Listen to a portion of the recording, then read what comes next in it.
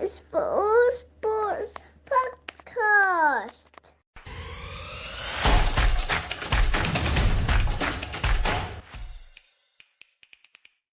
Welcome to the All Sports Podcast with me, Matt, and today we have got Donnie Dotson, founder and CEO of Carry Golf, and Robin Tiger Williams, professional golfer. How are you both doing? Doing well, Matt. Great to be here. Doing very well. Thank you for having us. So just to intro both the guys before we get into some questions. Donnie is a Marine veteran. He's CIA trained operations officer and now is the founder of Carry Golf. Donnie's mission is reshaping pro golf by connecting rising players with fan investors. With a background in elite service and finance, he's building a platform to level the playing field for golf's future stars. Hell of a profile. Thank you, Matt. So good to have you with us. And Robin, to give your intro, Robin Tiger Williams is a rising star in golf. Hey, you know what? I shouldn't say rising star because the level that you've got to be on the DP World Tour, I think that's a bit of an injustice. But I'll continue anyway. Known for his grit, heart, and his namesake inspiration, born in South Africa and raised in the UK, he's overcome early setbacks and now plays on the DP World Tour. While giving back to help other aspiring golfers break through barriers, Robin has already accumulated 5 wins on tour. Thank you. Appreciate you taking the time to have us on your show. Thank you very much. What I want to do is whip through some questions, and I'll start with you, Donnie. Obviously, your career path is quite unique, coming from a military background with the Marines and CIA trained operations officer. You've been on Wall Street and now a tech entrepreneur. So what's the kind of thread that connects those chapters in your life to bring you to this point with Carry Golf? Yeah, I think when I look at them individually, it is a bit of a winding road into how I got into the golf industry. And I've certainly, over the last 4 years since Carry's existed, I've had some moments where it's been a bit surreal, like how did I get here type thing. But when I look at the connective tissue across, all the different stops in my professional journey, one, I can make the argument that each stop made me better positioned to launch Carry and to be able to work with great athletes like Robin. And two, the only kind of core tether amongst the different roles, whether it's working as an intelligence officer or working in finance or certainly, working with elite athletes, it's working with people, right? And humans are fascinating to me, right? And I certainly enjoy the opportunity to build relationships with people across different industries. And it's been the greatest win for me since starting Carry is the people I've met along the way, whether that's athletes, investors, podcast hosts like yourself. It's been a real win, and I'm grateful for it. Interesting that so I referred to it as Carry Golf. Obviously, you're referring to it as Carry, and we spoke a couple of months ago around the opportunity for Carry to develop into something for other sports too. Do you want to talk to that? So the original stated mission and model for Carry was how could we get fans to invest in the careers of promising athletes, to extend the athletes' runway so they could go about training, competing the right way, and ultimately having the kind of success that they've worked so hard for. But also allowing fans like myself who absolutely love golf or love other sports, but have my athletic career peaked 25 years ago in high school. So how could we let fans of the game get closer to the action too? And so that was our starting point. Our model has evolved a little bit over the years where we now work with corporate partners as a source of funding for athletes as well. But we also just launched a marketplace about 2 months ago. And the marketplace is a unique way for corporations or companies and individuals to support up and coming pro golfers. And they can do it by donating. They can do it by traditional brand ambassador deals, i.e. a company wants to put a logo on an athlete's shirt or hat or bag. But the other thing that I think is really cool and really taps into the experiential nature of golf is that if you want to support an athlete, you can also buy a unique experience with them, right? You can think private pro-am, a caddy for them in an event, get a private lesson. All these things are ways to help athletes on their journey. And it's a bit of a departure from investing in their careers, but it provides the same kind of access. And frankly, we think it's a better model. So if we can prove it in golf or continue to prove it in golf, then I love the opportunity to expand to other sports where it makes sense. And there's certainly a host of them that it would be a good fit. Great. And I love the business model. There's almost an element of creating revenue streams or distribution streams for these athletes to be able to take fans or businesses and now corporate clients on board with them. How did you, like, from a genesis of Carry perspective, how did you kind of validate that the model would work? Well, kind of my first order of business was doing this remote startup incubator, which was really about validating. It's called Tacklebox, and it's about validating whether or not you have an idea that you should go full time on, or just one to add to the box or kind of thought process for down the road. The whole model, the guy who runs it, his name is Brian Scordato. I couldn't speak more highly of him. He's got a podcast as well that helps people like myself. I have an idea. I want to go forth and see if this makes sense. His biggest focus is doing as many customer interviews as possible before you ever put pen to paper about here's a business plan, right? Talk to people who would benefit from it. Talk to people who are incurring the current state or whatever their pain might be, and understand what those pain points are, how you could serve them. So early on, I spoke with as many current and former tour players as I could, as well as serious fans of the game like myself, and said, hey, tour players, tell me about your journey going from being a great junior or amateur or college player to now you're a pro, and what were some challenges along the way.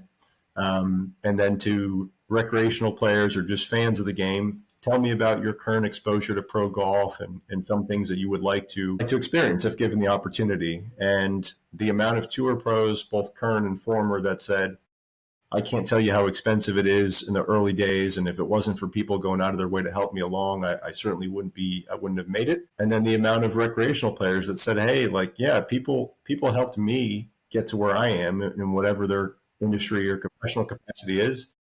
It would be really cool to pay it forward and to do it in a sport like golf where we feel like we have more connectivity to someone who's on the leaderboard potentially of a big tournament. That would be fun.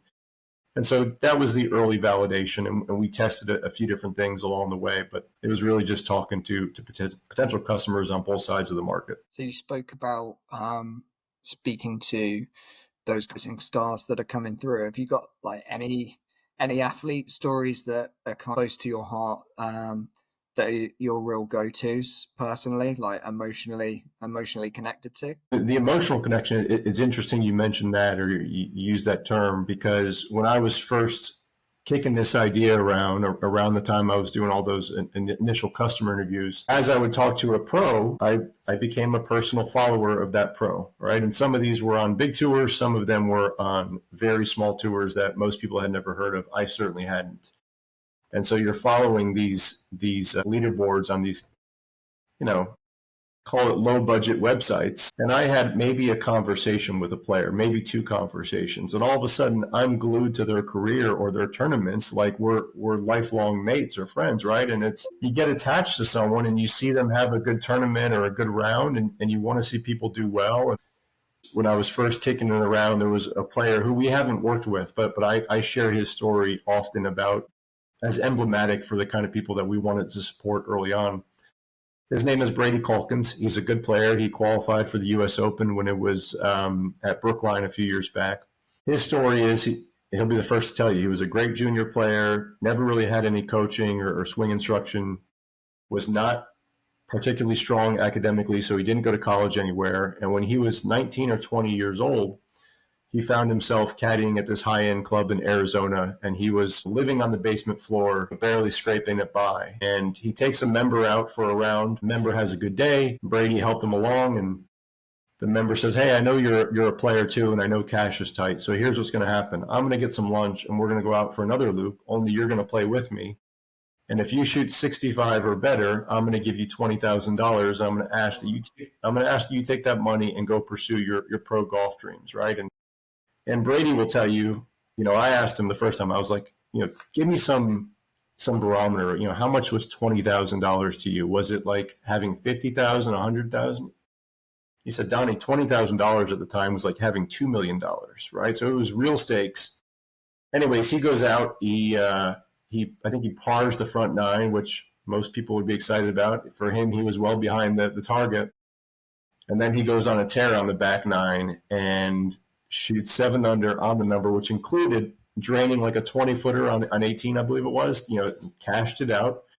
The guy gave him his $20,000, and Brady went on to be the 3-time Dakota's Tour Player of the Year, and ultimately earned Korn Ferry Tour status. He's a bit of a kind of a poor man's John Daly, if you will. If you Google him, you'll see some funny videos and stuff out there. But players like him that most people, even serious fans of the game, would have never come across. To hear a story like that and to think like, I don't care about setup. This guy went out and executed with real stakes on the line. Let's help him out. Let's see what can become. And the interesting thing is we've never worked with him, but stories like that, and there are many that I could share, are always good reminders for kind of why we exist and how we exist. And then as you look at our growth and the people we work with now, I mean, Robin is a great example.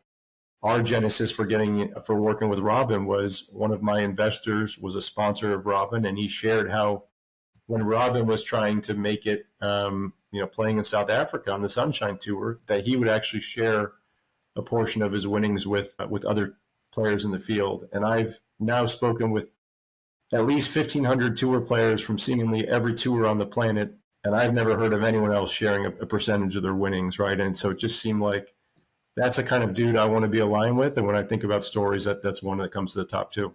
That's one of the good things that I'd heard about you as well, Robin, is something similar to that. And I think that's the great thing, is that we're not hearing it from you. It's not something that you're putting out that you're doing professionally. It's something that we're hearing from other people and other channels about you, and is a great attribute, that it's not that you've got to the top and you want to give back. You're doing it from the inception of your career, and I think that's something that's really inspirational. What's your heart behind that for wanting to give back?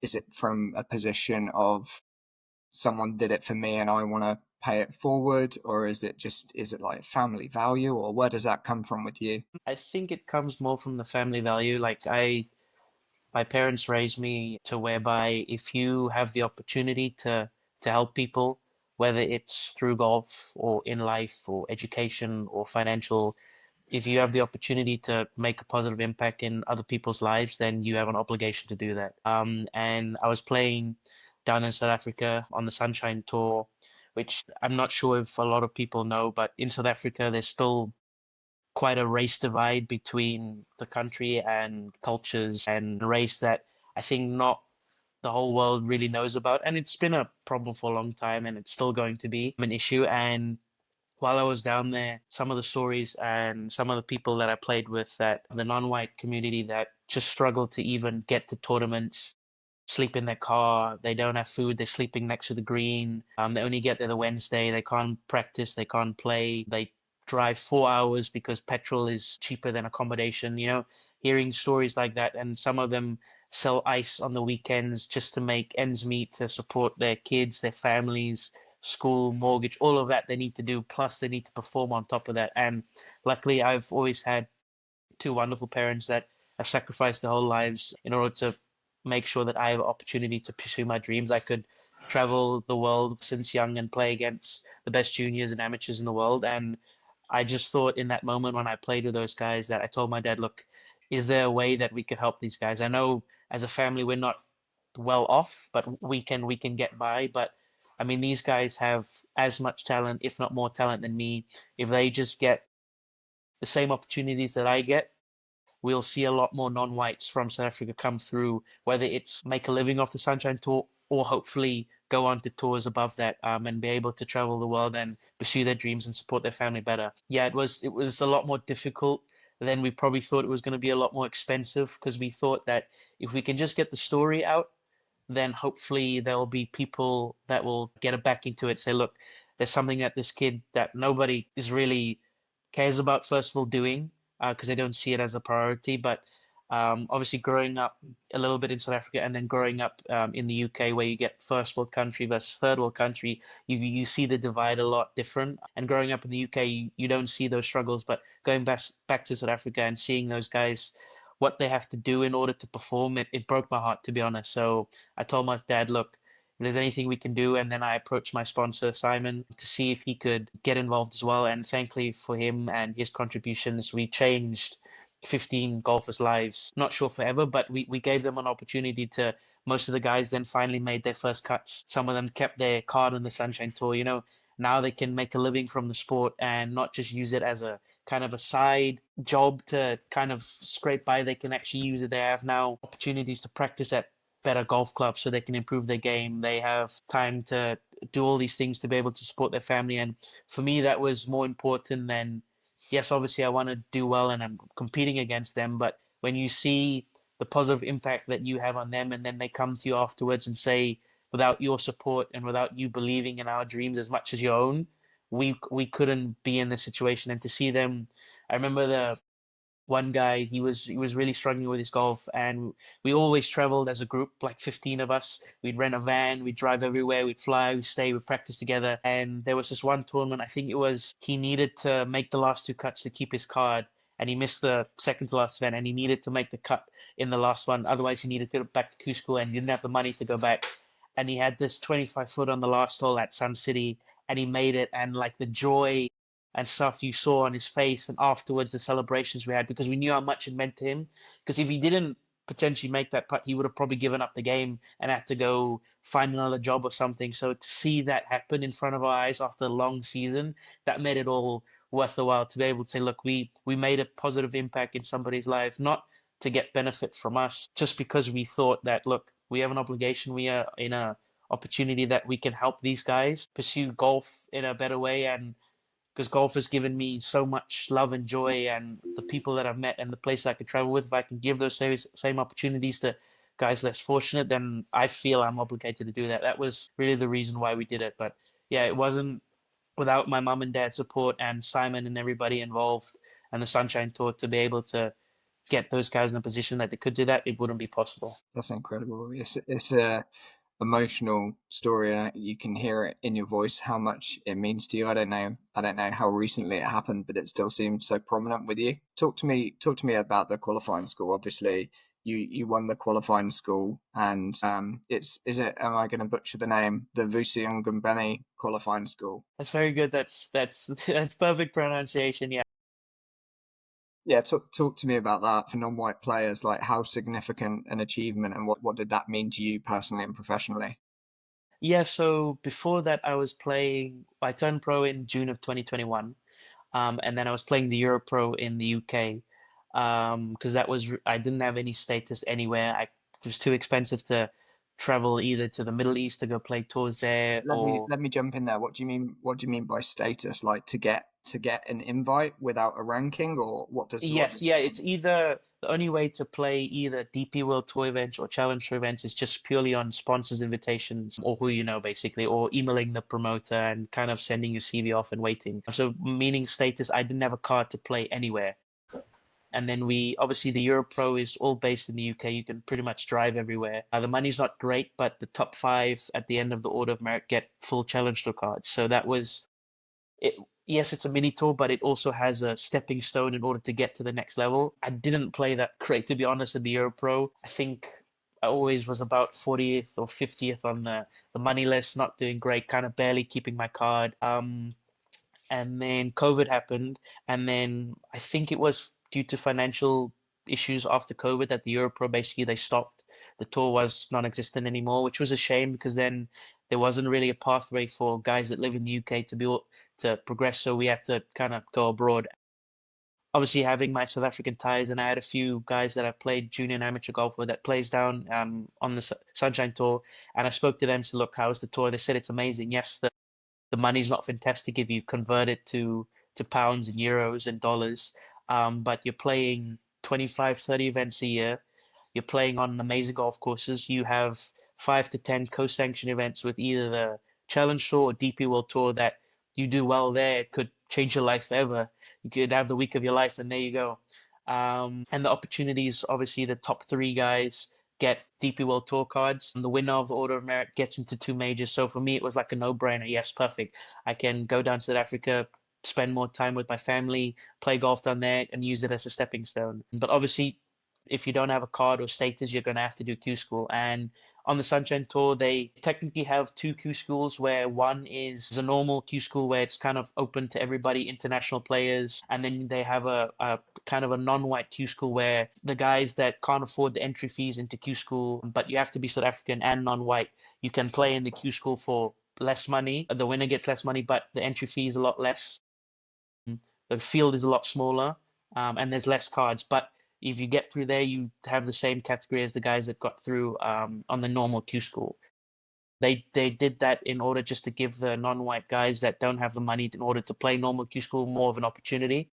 I think if they didn't do that, then you wouldn't see non-white guys play in the Sunshine Tour, which would be quite shocking for an African country not to have non-whites play on their premier golfing tour. So I think the fact that I'm not sure when they started to do that, but the fact that they did was amazing, and played that, and luckily won in I think it was a 4 or 5 hole playoff, which freed me up because now I could play every Sunshine Tour event. I'm able to, apart from the last few that it's only I think the top 50 in the rankings get into, which freed me up a lot because I didn't have any status. Like if I didn't get my card through that Q school, honestly, I don't know what I would have done because I couldn't then play anywhere. I would have had to. I'm not sure what I would have done, but luckily it worked out for me that I could able to basically keep my job. I think you can ask any professional golfer anywhere in the world, the most stressful week of your life is Q school. Whether you're doing it in the States, doesn't matter where you're doing it, Q school is hell because if it doesn't go your way that week, you don't have a job for the whole year. So that was amazing. Yes, the Sunshine Tour is a small tour, but that meant a lot to me for kind of progressing up in my professional career, and then I was able to play a full season on the Sunshine Tour. That's fantastic. Yeah, you mentioned about the like the co events that you have with the DP World Tour. Um, and one big highlight, hopefully for you last year, was in the Alfred Dunhill. You got a fourth in that, didn't you? Yeah, I did. That was an insane week. I've played actually quite a few times at St Andrews in junior and amateur events, so I kind of know what you have to do around there in order to play well. Yes, it's still St Andrews, it's still links golf, but again, that week you have guys like Brooks Koepka, Rory, Rahm, Tyrrell Hatton, Fleetwood. I mean, the list can go on. Um, and that was a really, really special week. I had my whole family there as well. I had my cousin Damien on the bag as well, which was really cool. And yeah, it was. I think first of all we got lucky with the weather. Like for Scotland that time of the year, it can be a little shaky, but we got kind of 4 days of as good as you can probably get in Scotland for that time of the year. And then to be able to play that well on those three tough golf courses with the field, to kind of see your name alongside the major champions that you've watched your whole career, um, and to perform the way I did, and to like, especially the last at St Andrews, I played really well, got off to a good start, and then kind of made a double in the beginning of the back nine and thought, okay, things is going to go downhill. To be able to kind of switch it around and then finish the round of well, and to birdie 18 as well with a full grandstand, like that is like stuff you only dream about doing on PlayStation and stuff like that. Do you understand? Birding the last hole at the old course at St Andrews. Yes, it's not the Open, but it's still the Alfred Daniel, and I knew I needed to do it to get a top 10 to get into the following week in France. And luckily, it actually got me into the top five. But that was when that putt went in. That was an amazing moment to be able to have my family there as well, to play well in that event and finish alongside and even beat some of the names that I've looked up to my whole life. Is that a kind of I've made it moment, or is it an imposter syndrome moment? I'm more imposter. Like that whole week, I kind of almost secured my DP World Tour card for the following season. I just basically needed to make the cut, and then played well the first 3 days. And then once I made the cut, it was like, not that I was playing with house money, but it was almost I could play with as much freedom as I could possibly, because I mean I was playing with Brandon Grace and Matthew Southgate the last day, which is two guys that well known on the tour. Obviously Brandon, very successful South African golfer.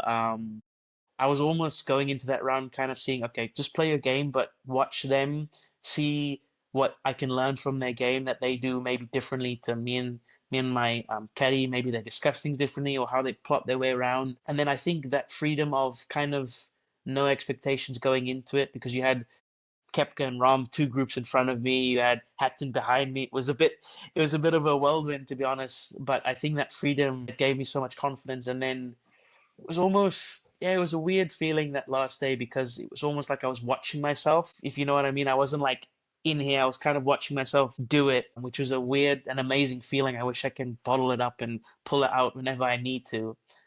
But yeah, it was more impossible because I didn't expect to obviously do that well.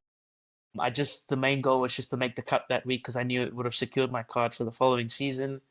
And then yeah, to finish fourth was just still gives me goosebumps now. Brilliant. And you speak about that a little bit, Robin, about securing the card. Are they the goals or the short-term goals that people that are just breaking onto the tour are always looking at? Or how do you build bigger goals for your career and start taking stepping stones to those? Yeah, I mean, as always, your first year on any tour, doesn't matter if it's a mini tour, challenge tour, DP World Tour, PGA Tour, Corn Ferry, it doesn't matter. Your first goal as a rookie is to keep your card.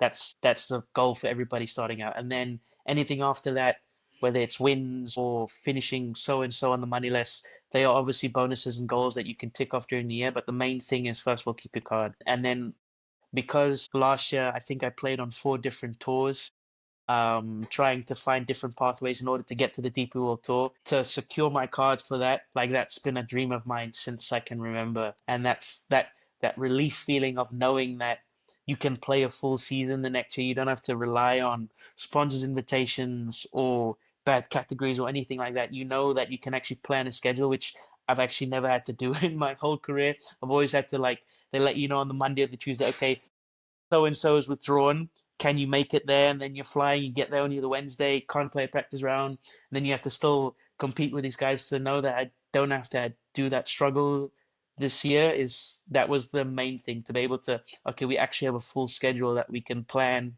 and do everything, and we don't have to kind of rely on so and so to get there.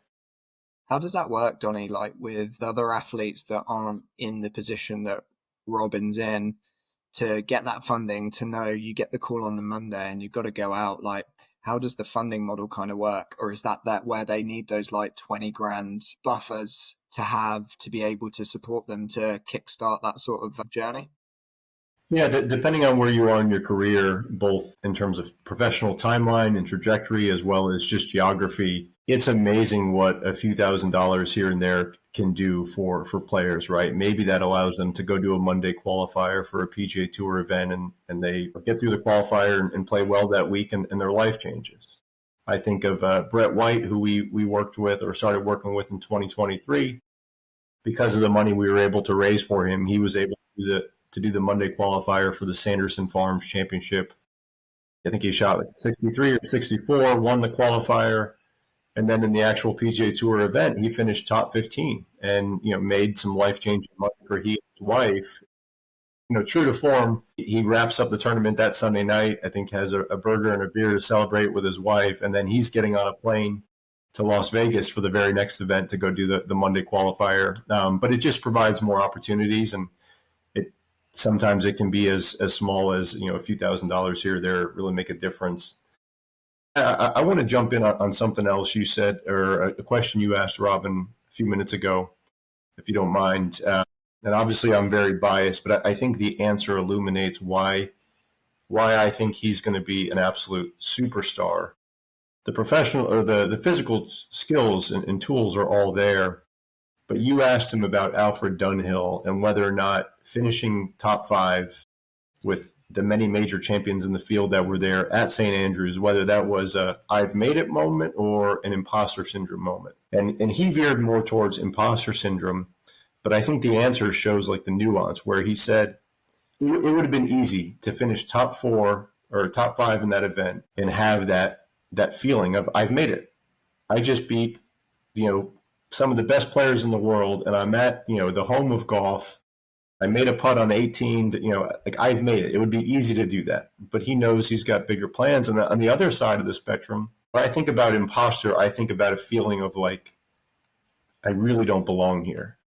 Right. So I might as well soak up every minute. And he talked about going out in that final round and watching the two other lads in his group or his pairing to learn from them with the idea that I'm going to be back here. When I come back here, I'm not playing for a top five. I'm playing to win. Right. And so it may be small, but it's the kind of thing that I listen for or look for when I'm talking with a player. And I think it really speaks to humility, but also kind of his mindset that, yes, having a good week is great, but it's not the end of the journey by any means. Yeah, that's a brilliant insight. Actually, how do those conversations happen? How are you doing the recruitment of the athletes?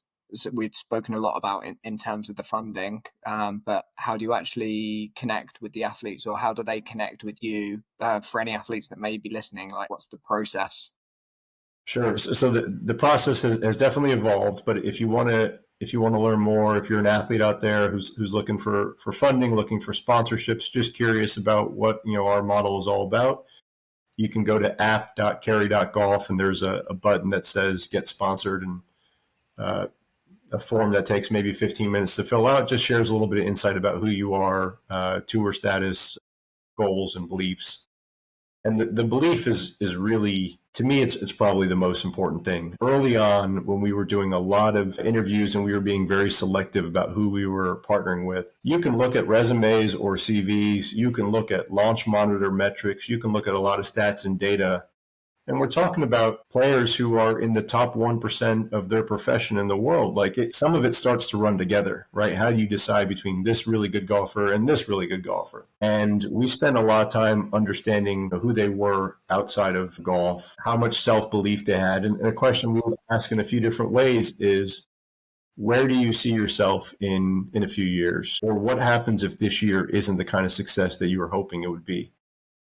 And we would ask that in a few different ways just to kind of gauge their thought process. And again, like their conviction in their own skills and ability and resilience. And you'd get some players who would say completely deadpan, in 3 years, I'm going to be contending for majors. And it wasn't like, I'm not putting on a face here. I'm not putting on a show. This is who I am. This is what I believe. You get others that would kind of say the right things, but you could tell like they weren't really fully bought in. It's a hard process. And then you have other players that were very candid, like, hey, if it doesn't work out this year, I'm going to go to law school, or I'm going to go to business school, or I'm going to go do something else. And I certainly appreciate that level of candor and transparency, but there's a little bit of the burn the boats theory. If you've got kind of a plan B, even a little bit in your mind, your plan A isn't as sharp and focused as you would like. And so just trying to assess for where players, see themselves. Is getting into a tour event or is having a top five in a marquee event like the Alfred Dunhill, is that making it for them, or is making it going back and winning or having 20 years of a tour card or hoisting some really big trophies? And I think for most of the players that we work with, it's certainly the latter. So it isn't like a financial model of what's the return on investment going to be for this golfer? No, it's more just, hey, do you have what it takes? Do you believe you have what it takes? And how can we help you out? It used to get asked a question about, like, do you partner with athletes based solely on financial need? And, that's definitely not our model. I also think financial need is relative. If you're trying to make the PGA Tour, for example, you have to think about, okay, what do current card-carrying members of the tour, what kind of resources do they have?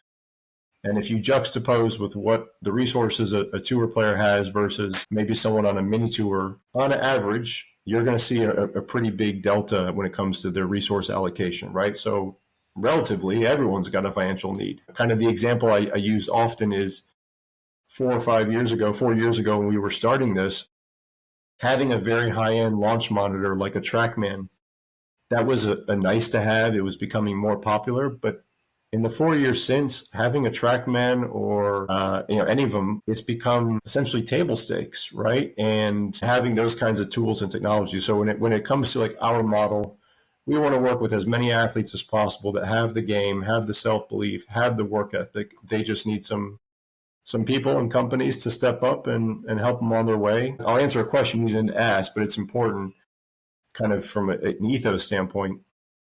The name carry is obviously a golf term a few different ways. It's an investing term.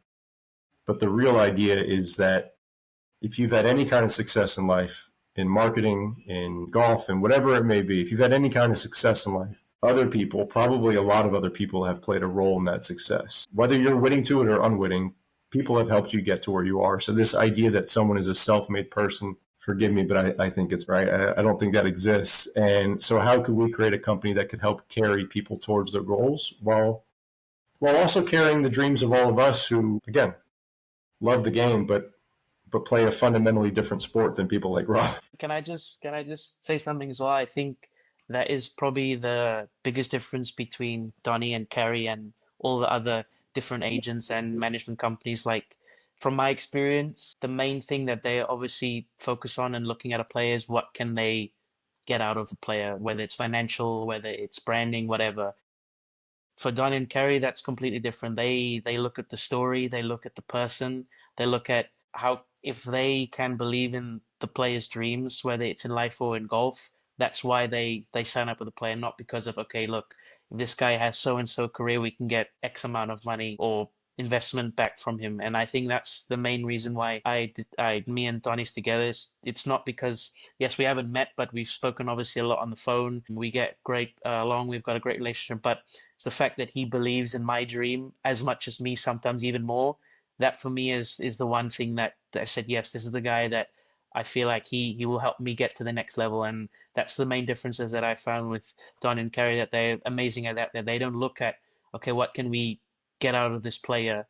It's what can we do for the player? So I guess this is the look you in the eye moment then, Robin. Where do you see yourself in the next 3 years? I think if I remember how I answered the question was obviously if this is just how I've been brought up, but if you don't have the belief that one day that you want to compete in major championships, get to world number one, do all those things that you see that the top guys do, then you're in the wrong sport. You're doing it for the wrong reasons. And that's always been a dream of mine to be able to compete and win major championships and play against the best in the world on the biggest stages under the most pressure. That's the pinnacle of the sport. That's what you want to get to. But as Donnie says, you can't get there alone. It's impossible to get there alone. You're gonna have people along the way that will try to get a lot of stuff out of you, that will try to pull you down, and then you're gonna have people along the way that's gonna help you get there, whether it's financially, physically, emotionally, whatever they need. Those are the people that's going to help you climb that mountain to get to the top. Because unfortunately, you can't do it alone. And trying to align yourself with those people that will help you get there is probably one of the most important things, along with the physical side of playing great golf. So obviously, yes, I know that my goals and ambitions are big. Obviously, getting to world number one and winning major championships, all that. But I know it's going to be a long, hard journey to get there. A lot of hard work and a lot of sacrifices. But I believe if I just keep my head down, align myself with the correct people like Donnie and Kerry, then hopefully one day then that will happen and my luck will go for me. I believe it. You wouldn't bet against him, right? No, absolutely not. In terms of the majors, it's a bit of a waiting game for the US Open right now, right? Yeah, so I did the US Open qualifier here in the UK. When was it? Last week?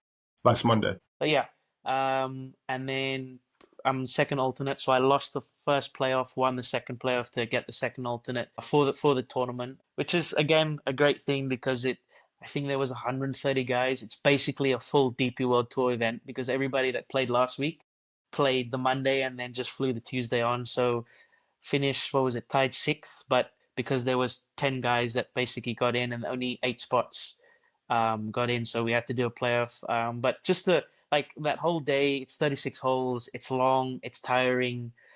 You have to finish in the top five to basically guarantee your spot there out of 130 guys that you play with every single week. It has to be a day. Putts need to go in, things need to go away. And luckily, I was able to play well there, give myself a chance to get it. And if someone had said to me, look, would you take being in a playoff? 100%, because you don't know how the day's going to go. And yes, could have played that first playoff hole a bit better and differently, but it is what it is. But yeah, it's just a waiting game to see if we'll get in. Hopefully, fingers crossed we will, that maybe some guys will pull out in the end and we'll be able to play our first major championship. So we'll see. Yeah. What's the kind of likelihood for that? Like how many alternates usually get in? Like, how many people usually drop out in a tournament? I guess less so with a major. It's a great question. Like we checked the last 3 years, the first alternate always got in. The second alternate, I don't know, because years past, there's always only been one alternate. Sometimes there's three. So it all depends. But I think they told me that the qualifier that I did do, because only the top 500 in the world get straight into final qualifying. I'm basically the second alternate for the US Open, not just for the qualifier. So if two guys pull out or whatever, then I'll have a tea time. So I don't know the likelihood. I couldn't answer that question fully, so we'll just have to wait and see. Exciting year ahead regardless. Let me talk to you about at the end of this year, we're gonna have the Ryder Cup. Now you've switched playing under South African flag on tour. What does that mean in terms of your citizenship and your qualification to represent Europe long term? Is that off the cards now or what? What's going on No, there? Because no, you've it's not. represented England before, right? Yeah, so that's not off the cards. Hopefully one day. The reason why I switched was I was playing down in South Africa on the Sunshine Tour. It just made more sense for, first of all, TV. They're not going to show English guy on their Sky Sports, if you will, leading a tournament. They're going to show more the local guys because for the sponsors, for the brands, everything, it just makes more sense for them.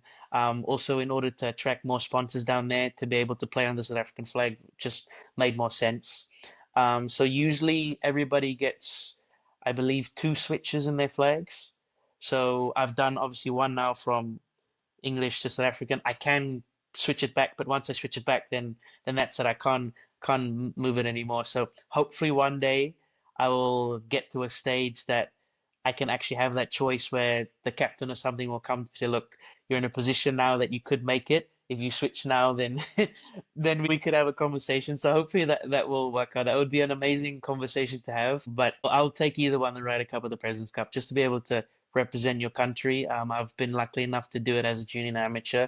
Is the highest honor you can have, I think, in any sport. I think you can ask any professional athlete when they've represented their country or continent, it goes above anything else. So that would be really cool to do either or. You mentioned that you'd represented before. You did the Junior Ryder Cup, right? Mhm. Yeah, correct. In 2018 when it was in Paris. And that was like a seriously strong team from both sides. So we had six guys or six boys and six girls from both sides. I think on the US team there was Akshay Bhatia, Michael Thorbjornsen, Ricky. On the women's side it was Rosang. It was like if you look at where they are now, it's like I think it's probably one of the more stronger Ryder Cup teams. And then on the Europe side, I played with the two Højgaard twins, Rasmus and Nikolai as well. So yeah, it was super cool. Like that whole week was just incredible. Like we played our tournament the week before. We lost by a point, which stung in the end, but it was an amazing experience. And then we got to obviously go inside the ropes during the whole Ryder Cup. We got to play the course on the Wednesday. We got to meet everybody from both sides of it. So that was like to be able to feel that atmosphere, especially that Sunday singles was. Don't breeze over that. Meeting everyone that was playing. Do you wanna speak to that? What was the highlight there? Was it the namesake or what? Yeah, that was so we were warming up on the Wednesday to go out and play a few holes on the course. And then we've already pretty much met everybody from both sides, Rory, Bryson, all those guys.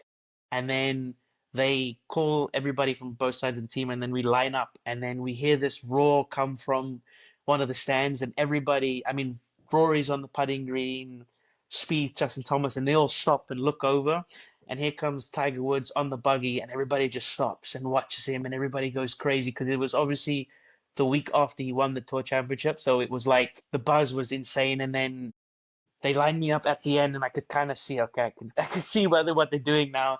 Then he shakes everybody's hand, and he comes down to me, and then yeah, that moment I'll remember for the rest of my life. Like I've looked up to the guy my whole life.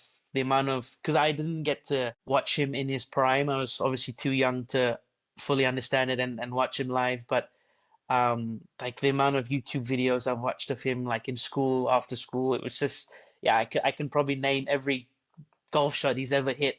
every moment in his life. To be able to have that, what was it, 20, 30-second conversation with him was just, yeah, it was just super, super, super cool. It was, yeah, goosebumps now. Who said?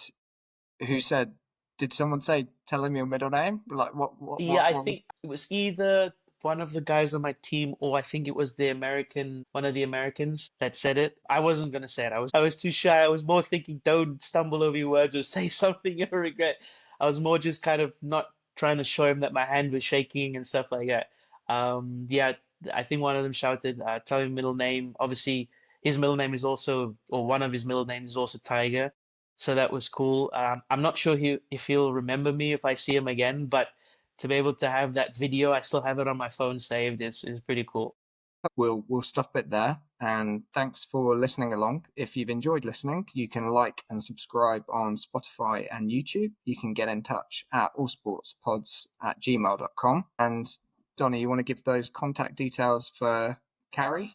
Yeah, once again, our website is app.carry.golf, and you can also just reach me at donnie@carry.golf. Robin, what's the best way to follow you right now? Probably Instagram. It's just I am Robin Tiger. I think that's for everything. My Facebook and Twitter. That's all my socials.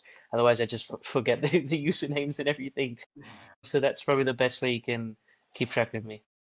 Amazing. Thanks, guys. Cheers. Thank you Thank you, very Matt. much. Appreciate it.